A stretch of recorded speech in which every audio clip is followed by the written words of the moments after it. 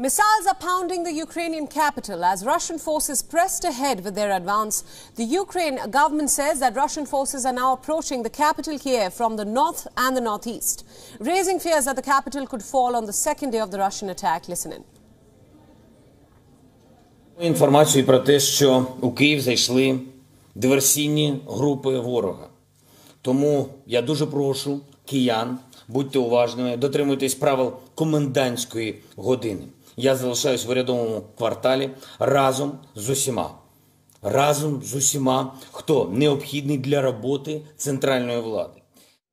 Explosions sounded before dawn in Kyiv and gunfire was reported in the city center. A Russian aircraft had been shot down and crashed into a building in Kyiv overnight, setting it ablaze and injuring 8 people in the capital. Tens of thousands of people have fled as explosions and gunfire rocked major cities. The residents of Kyiv, including children, took refuge in shelters in the capital as air raid sirens wailed over the city of 3 million people. All the city's residents were urged to proceed to shelters due to an air raid alarm. Officials have said that the Ukrainian troops are defending positions on all 4 fronts despite being outnumbered. Ukraine's defense forces have just tweeted again calling for all civilians, able civilians, to join regardless of their age. Earlier, the Ukrainian president hailed the efforts of those defending the country. At least 137 Ukrainians died on Thursday. Meanwhile, Ukraine's foreign minister added that Kyiv hasn't experienced anything like this since the year 1941, the Nazi attack. Zelensky said that he understood Russian troops were coming for him but vowed to stay in Kyiv.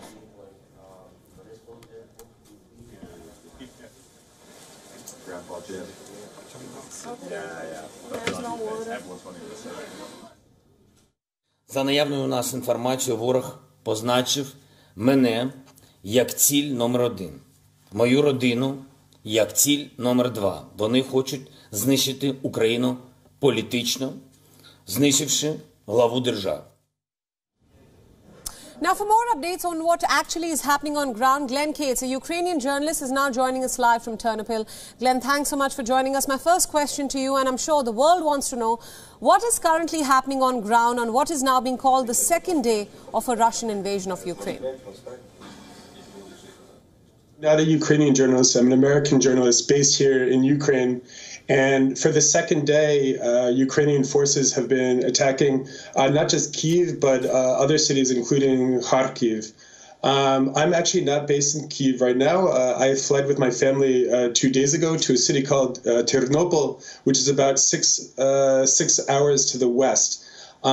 There were actually air raid sirens overnight here, but no attack. In Kyiv,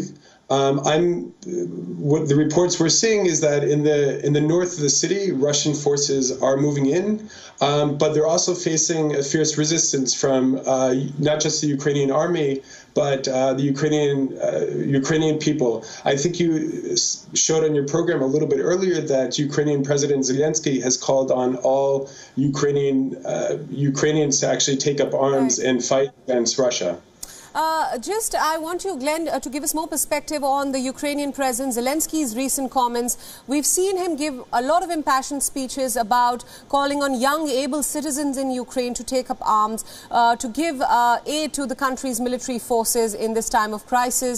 Now, as we understand, he's saying that anyone who's able should come forward despite their age group. What does it say about the status of the Ukrainian army at present, as at a time when it's being faced by a more ominous enemy?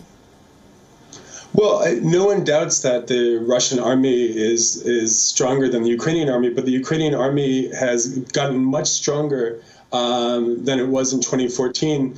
And in fact, many people, I think, who don't know more about the situation in Ukraine were surprised that there has been so much resistance. As to Zelensky's call for people to take up arms, in fact, there's people who are trying to leave Ukraine right now. If you're under 60 years old and you're a man, you actually can't leave the country. So there is a call for, yes, for all men to take up arms, because it's absolutely true. The Russian army is one of the most powerful armies in the world. You can't debate that. Glenn, just expanding on what we're discussing as of now, Zelensky has also said that Russia's target number one is the Ukrainian president himself, Zelensky, along with his family. What do you make of this statement?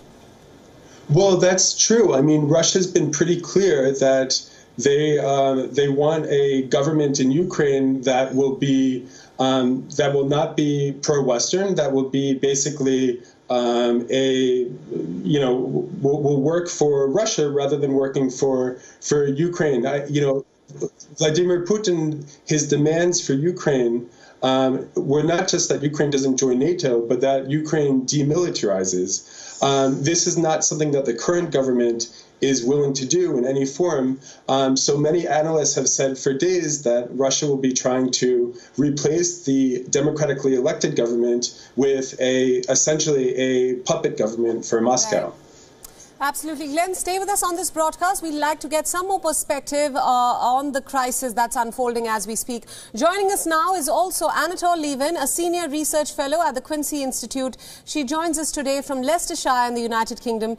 He joins us at this hour. Anatol, thanks so much for joining us now. I want to start by asking you, what do you make of the sweeping sanctions imposed by the West on Russia? Will they work to deter Russian aggression? What's your assessment? Elite accepted in advance that this is what the West would do and has prepared for it as far as possible. Right. But my question to you, I think we encountered some technical difficulties right there. What do you make of the sanctions? Will they work? They have clearly failed to do so in the past to deter Russian aggression. No, they won't work in the short term. The Russian establishment knew that this would happen and has prepared for it. The question is, in the long term, will they work to get Russia to leave Ukraine? They might bring some pressure to bear, but Russia will never unconditionally leave now. It will demand some form of compromise with what Russia sees as its vital interests. Absolutely. Anatoly, Ukraine says that it is preparing for a Russian assault on the capital, Kyiv. All this as Russian troops close in. Others say that Russia will try and overthrow the Ukrainian government. What's your assessment? I don't know. The statements out of Moscow have been contradictory. It may be that Russia would accept a deal with the present Ukrainian government, with President Zelensky, if, as he has suggested might be possible, he offered Russia Ukrainian neutrality. But other officials in Moscow have said that they don't recognize Zelensky as legitimate. I'm afraid we will just have to see. At present, things are very, very confused, as they always are in war. Right. Glenn, I want to take the same question to you since you are in Ukraine where all this is unfolding. A lot of experts say that Russia will try and overthrow the Ukrainian government. What's your view on the same? I want to make 2 points. First of all, I think Russia has made it very clear that they have called the Ukrainian government in ridiculous terms. They've called it a Nazi government, despite the fact that Zelensky himself is Jewish. Zelensky has tried to speak with the Russian government and has gotten no response. So I do not believe that they recognize Zelensky as a president. I wanted to make another point about sanctions because there has been some discussion. I agree that at this point it's very clear that Russia has made a decision, but sanctions are important for another reason. Sanctions are important, some people believe, to show if someone else in another part of the world is planning on doing something like this, that there will be a heavy price to pay. The point of sanctions at this point, they're already not preventing a war. That's clear. The war is happening. But the point of sanctions now would be to punish Russia for an unprovoked war. Right. Anatol, coming back to you, we've recently heard the UK Prime Minister Boris Johnson say that Ukraine is a friendly country and what Russia has done is indespicable. He's made a lot of tall claims about the promises of harsher sanctions and what the West at large can do to come together to present a united front against Russia. But as we stand right now, and as things stand right now, has the West, in a sense, failed to present this united front and deter Russia? The Russian president in all of this seems to be unfazed by the global condemnation. What's at stake for Russia? Well, I mean, I think the key point about NATO's response is that NATO won't fight. NATO was offering vaguely, America and Britain were pressing for NATO membership for Ukraine, but NATO has made it clear that they will never fight to defend Ukraine. So that's the first thing. Zelensky said in his latest remarks that, in effect, the West has abandoned Ukraine. So obviously the Western United Front only goes so far.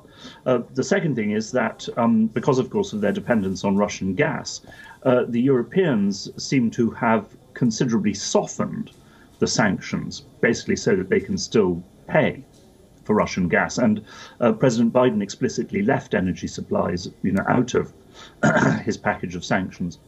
Right. So, yeah, continue, please. Yeah. Well, so, one does have to question just how much, Western solidarity with Ukraine really means.